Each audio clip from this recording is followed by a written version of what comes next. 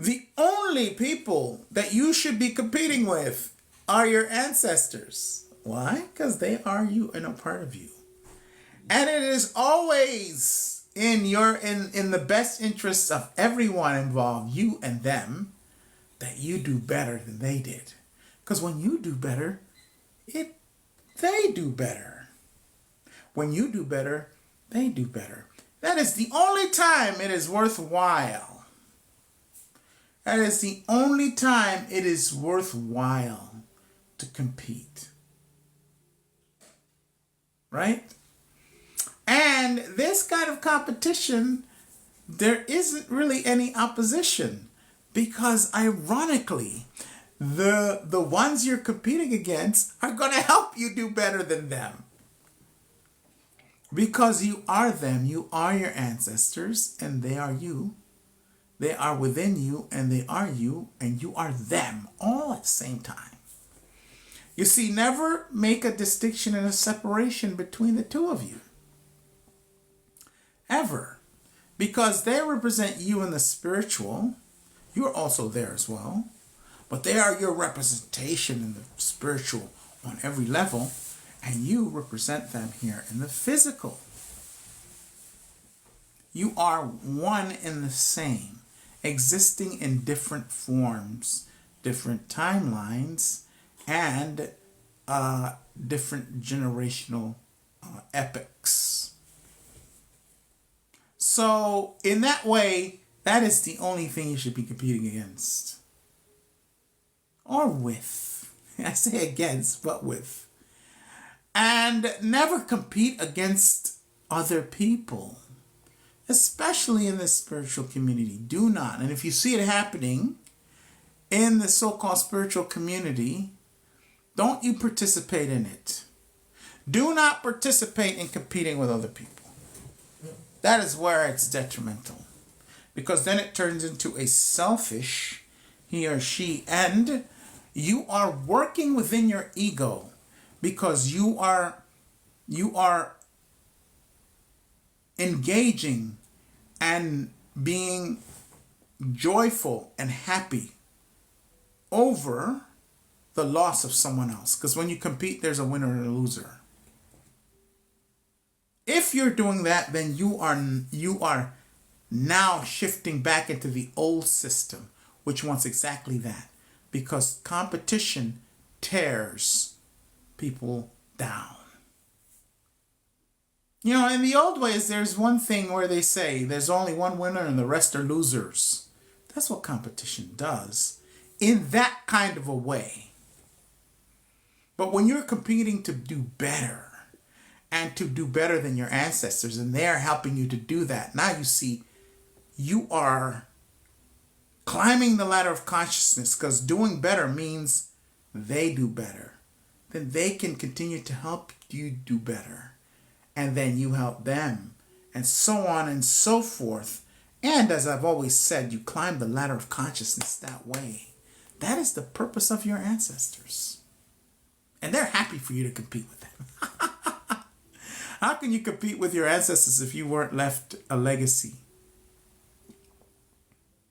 Your mind is still in the physical, looking for legacy, importance, something that can give you prestige. None of that means a hill of beans. You weren't left a legacy, you aren't owed one, user 82. You create one. You don't look to inherit one, you create one. You create your legacy. And those benevolent ancestors will help you create it. You inheriting a legacy does nothing for you but make you feel good and make you look good in the eyes of other people. That ain't why you're here. You are here to create your own legacy. And if you're left a legacy, it's not really yours. Legacies belong to the legacy creator, the one who created it, not to those who come after them. Those who come after must create their own legacy. Don't get caught up by that. Don't get tricked by that. That question, user 82, That question helped to enhance the conversation. I might have been tough with the answer, but it's not being tough on you. Is to open your eyes that you're the one that you've been waiting for, not anything else before or after. And only when you take up the mantle of creating that legacy that you want, then all the assistance come. Until then, you'll spend the rest of your life complaining about not being left one. And then you'll die in regret, wondering why you didn't freaking create one instead of complaining about not having one. You see? That is way worse than the little thing I'm telling you right now. The prize is when you are no longer concerned with the prize. Kim McGinnis, thank you. I'll repeat that. The prize is when you are no longer concerned with the prize. Before, I always say is you are here to know yourself. Right? You're here to know who you are, and doing that is the most important thing there is. The most important thing there is. Title I talked about, there's really only one fight.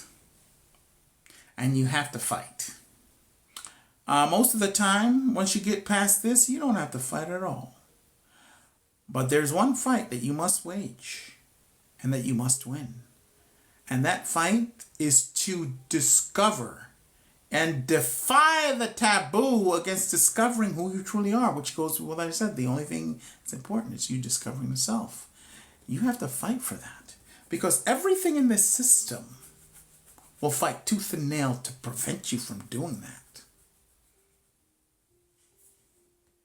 And you have to bring your arsenal for that. Because when you don't know who you are, the system that does know will use you as a battery. When you don't know who you are, in this time of transition, many spaces are opening up to be occupied by those who are aware and connected to who they are, and in the process. You might not be known all the way, but you're in the process of knowing who they are. And those spaces must be occupied by you.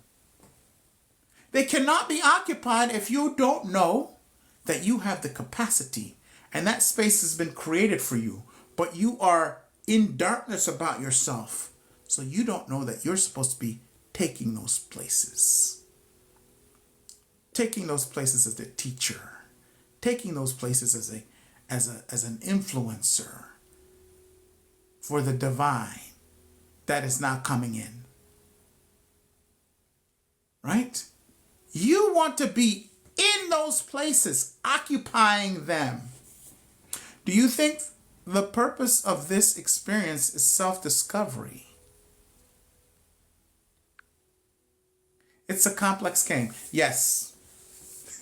It's a complex game, but if you boil it down, everything revolves, Kim, everything is about you. Every religion exists, why? To get you to become a member. Every single artisan needs your attention. Every space needs new people, needs people. Every business, what do they need? People. Every nation, what do they need to even be considered a nation? People. Everything requires your participation and your attention. Everything knows who you are. Yes, energy and focus is exactly. And whose, but not just anybody's, whose? Whose energy and whose focus? Yours. Because you can have the energy and the focus of a fly on the wall, not worth anything. The energy and focus of that fly, nobody's interested in. They're only interested in your energy and your focus. Why? You see, when you ask why, if you don't know why, that's a great start, because then that starts to put you on the path of self-discovery So you can understand why your focus is the currency. It is true, but why? Why is your focus, you guys out there, the currency? Everything. The politicians that hardly ever do anything for the people who elect them to office, why do they beg for your yes at the ballot box? Let me give you a hint. It isn't to elect people. That's just way down the line. It is to say yes to the system that wants you to vote for your own suppression. For your own suppression and your own pain and suffering that it is inflicting. Because the minute you don't say yes and the minute you decide not to participate on an energetic level, they cannot. There's a lot that they cannot do. Because if I use voting because everybody knows about it and everybody does it and everybody knows how they don't ever get anything done for you. So I use that because it's up front and personal. I could use something really, really not so obvious. But I always use that one because I like to use things that people can identify with and follow up and even do quick information gathering about. So I like to use those things that most of us can verify for ourselves. Or already have verified just based on living. So if they're not going to do anything for you no matter who gets elected, what's the point of voting? You're voting for the system that's in place. The voting for the different candidates is secondary. Why do you vote? Why do they need you to vote? Because of what you have within you. When you know yourself, then you know why. See, I've always also said, when you know who you are, then you know everything else. That's the irony. When you know who you are, then you know everything else. And we're in a time of transition where things are falling. Spaces are being made. And they need to be occupied by those who are conscious. You are not going to take the steps to occupy if you're not conscious. Conscious, of course, first of all, of who you are. Conscious of who you are. And one of the first steps is to know that you are divine. You are the divine in the physical. And everything in this reality exists because you say so. Whether it's in your agreement with what you say with your mouth, or what you do, your actions, how you spend your money, those decisions accumulate to create what we have today. I hear a lot of people say, why are we over there supporting war and genocide? Why are we poisoning the soil and the earth? Well, I just went to Home Depot the other day and there's Roundup in every corner. Why is that Roundup there? Because too many of us say yes when we put it in that cart and we go and we pay for it.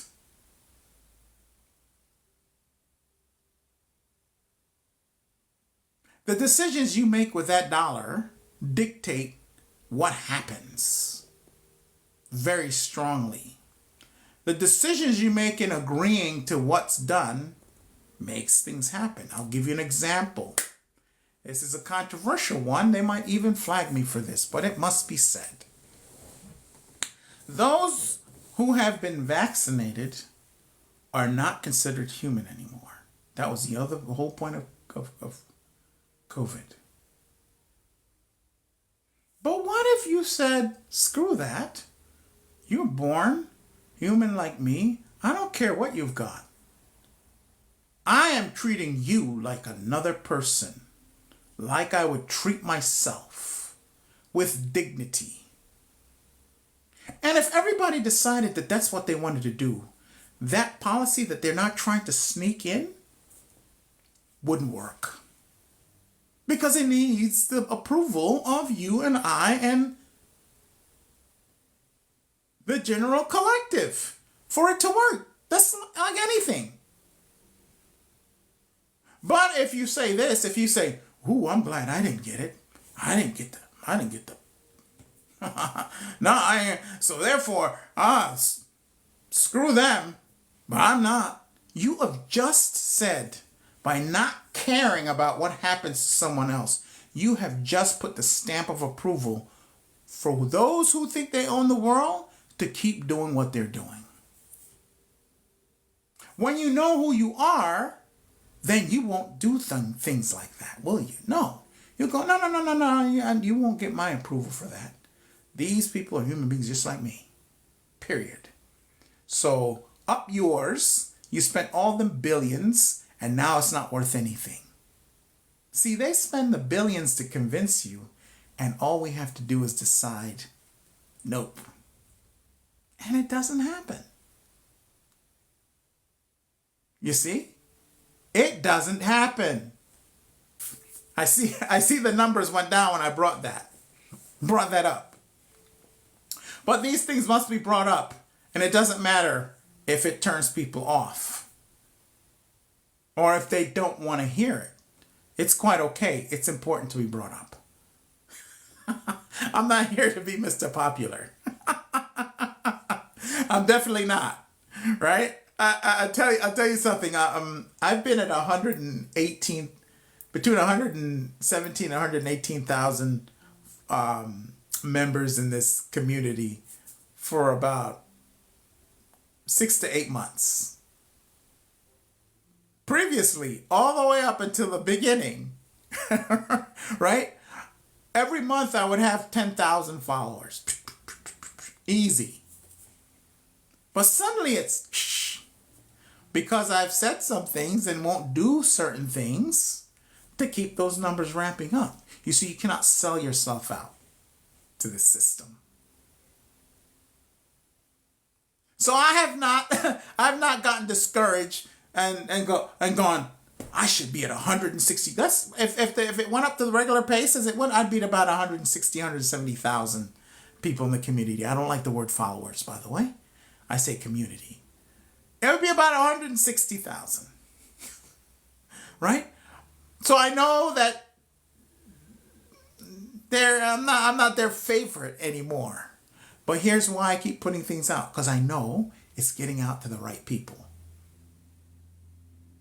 And I'm going to use this thing to spread information to those who would want to hear it for as long as it's up here. And when it goes, I'm going to go somewhere else to do it. And with that being said, please, if you're new here, I don't believe in source. I know source. I know source, the creator, and the feminine counterpart as well. Because the feminine counterpart, the divine mother. Both. I know them both. And I work with them both. Yes. I don't say believe because whenever someone believes something, there's a doubt. So I'm only here as my mission here on earth, and as time goes on, it'll just keep increasing, to just remind us, humanity, of how special we are. And I know you hear this all the time, oh, I'm special, or whatever. But I am not just talking about words and putting things out there to sweeten you up and to get the ego all giddy. Not interested in that in one bit. But so many push the negativity. And so many want you to look outside of yourself. That I am the antidote to that. You have it all within you. You have it all within you. And I can say that without a shadow of a doubt, because all you have to do is look at how many things exist because of you. Everything, as a matter of fact, here exists because of you. Because you contain the divine spark of the creator and creatress. In this case, the creator of this particular planet, galaxy, universe is feminine. The divine mother is the creator. Just look at the earth. No one argues. No one will argue if you say Mother Earth. If you say the earth is female, no one argues. They can't. Right? Everyone agrees to that. But if you look out into the universe, it is also feminine. And so, because we come from a situation where separation has been so dominant for so long, it's going. When you say you're pro something, automatically this system wants to throw up. Oh, then you're anti this, huh? Oh, you're pro. Oh, you say the world is feminine. So what do you have against men? Nothing. Nothing. Saying that the earth is feminine and saying the universe is feminine is not anti-masculine, because within it is also the masculine. Both. And when we mature and get away from this sick fighting that they want us to have, men against women, blacks against whites, by the way, there's no race, this against that, oh, you're the same race, the same color, the same creed, same anything. Oh, who is the rich one and who are the broke ones? Oh, you live in La Jolla? That's just, I say La Jolla because that's where I live. That's like that's where all the money is. Let's just say that. Oh, you live in La Jolla? Oh, because I'll tell you guys a story. I used to live there, right? And I'll tell you guys a story. It got so petty. It was ridiculous. People would ask your phone number so that they could get the first three after the area code, and that would tell them how long you've been there.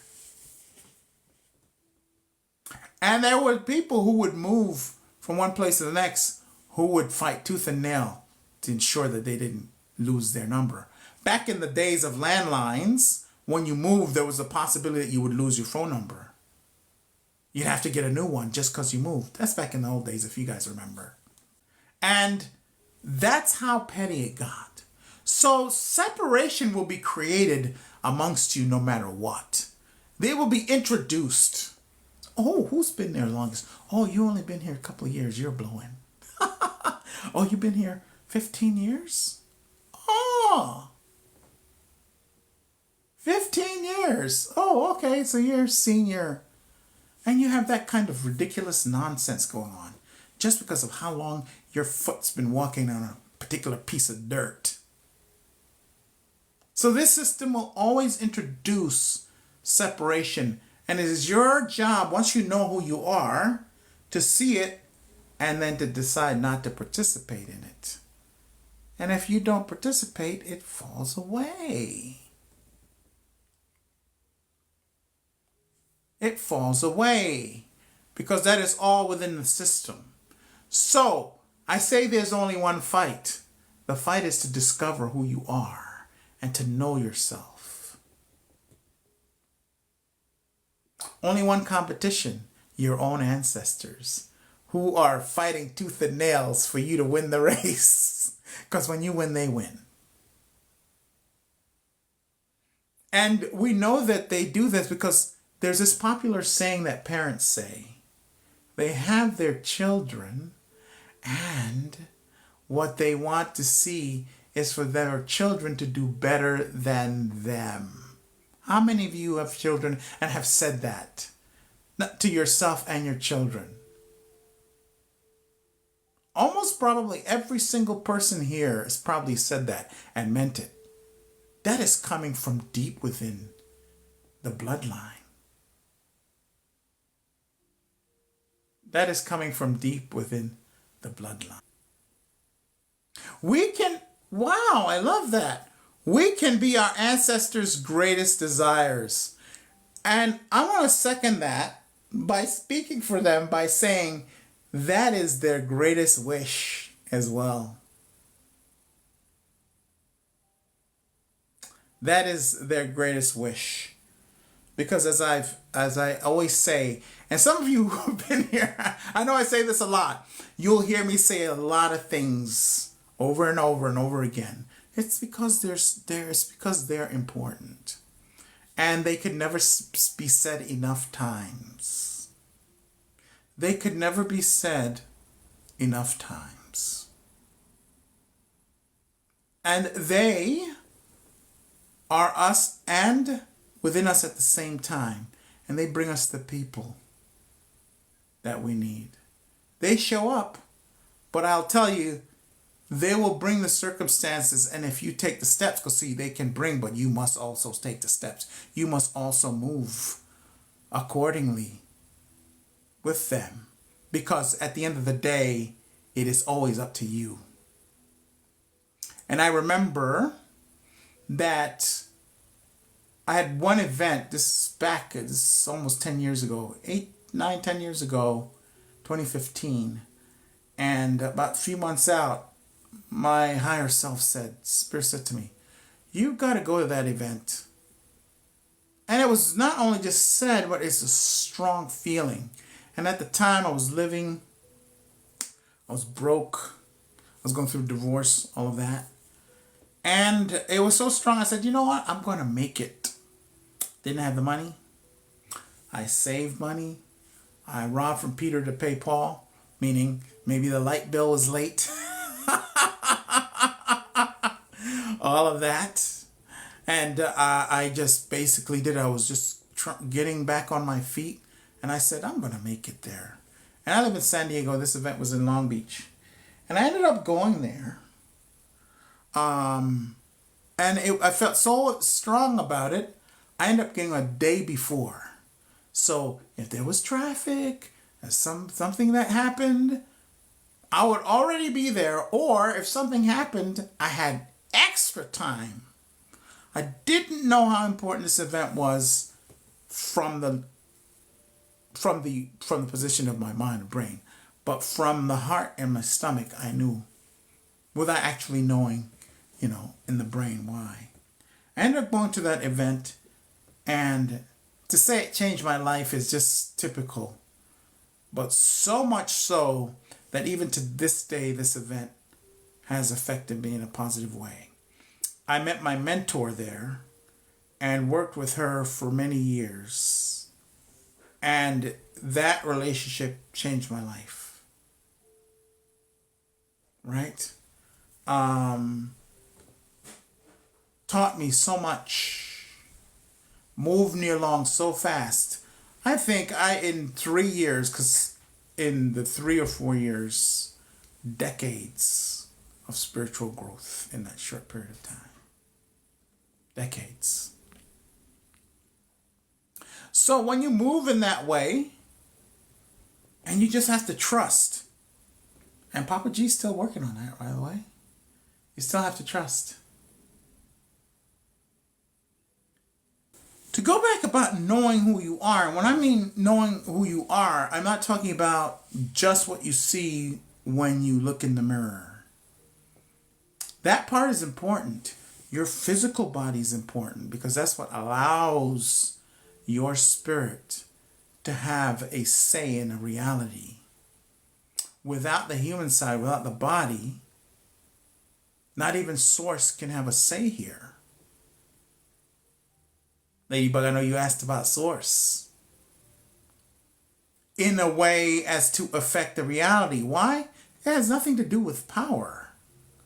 Because certainly one breath and this whole thing could be fried if the Creator decided. But because it is a free will situation here, and beings of that high of an existence, and of that high in the divine, and not high as in better than us or anything like that, but high as in the realm of existence, in the realm of pure consciousness. That consciousness, Source consciousness, will not interfere into a free will reality unless we desire for that to happen. And so the spiritual awakening process, Source and the Divine Mother are very involved. Very involved. Because they are within us. We are sparks from the Great One that they are. From the one came the many.